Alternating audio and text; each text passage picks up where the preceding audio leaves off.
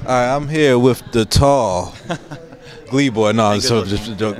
Tall and good looking and talented Mr. Adam Anders. And we just had a good career day. Y'all gave a lot of good information to the next generation of music makers and behind the scenes music producers and songwriters.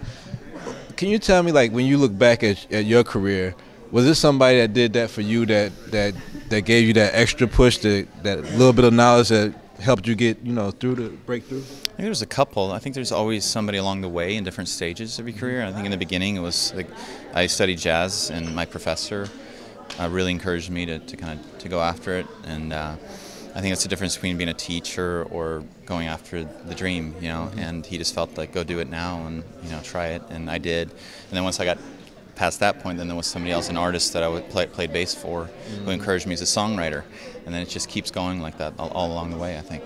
Now, were people pushing you, like your parents or just elders, like to do something that's a little bit more stable than music when you was coming up, or were they supportive of your career choice? My parents are both musicians, so in my family they didn't push me to music, but they didn't discourage it. And they didn't say, no, you can't do this for a living, because they did their whole lives, so they couldn't do that. So I had a unique situation where it was really something that they supported me in from day one, honestly. Now, when you've had a track record, you say you go back to boy bands and everything else. Does it bother you when you get labeled where the project you're working on kind of overbrands you, where they would call you Glee Boy or something like that? Right now it's not a bad thing to be Glee Boy. It's an amazing thing, and I think you have to embrace the time you're in. Probably it's going to annoy me in 5 years, when I don't want to be Glee Boy anymore. Right now, it's amazing. How many people get to be Glee Boy? One. And I think you just need to be thankful for what you have right now, and I'll deal with that label later. I mean, I love that label right now. It's fantastic. We watched the episode this weekend after the Super Bowl, and not only did y'all do Thriller and some other stuff, y'all did Scrubs, and it was being done by Bill.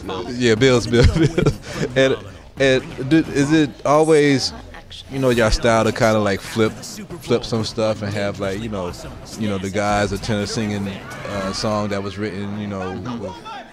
Yeah, that's a good point. We do like to mix it up like that. A guy singing a song you wouldn't expect, or a girl singing a guy's song, I think that's part of the fun.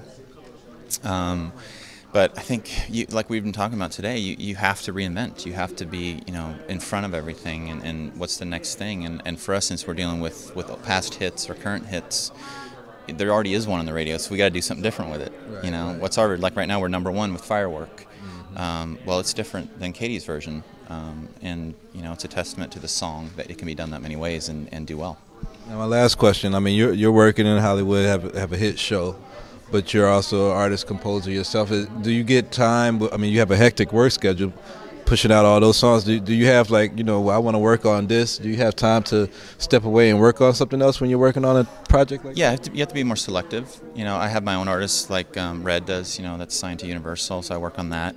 I've done a couple movies, things like that. I make time for it because you got to keep that creative thing alive. And now we're going to work on originals for Glee and things like that. So I get to write, and I think the important thing is to stay fresh creatively and not dry up. So whatever I have to do, take the time, whether it's a weekend or whatever I got to do, to slot in other things. I'm going to do that because it's so important to stay inspired.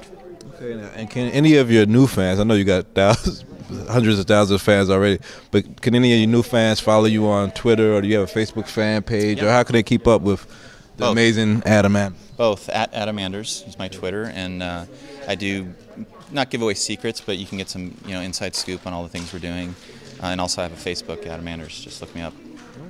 Thank you for your time. Awesome.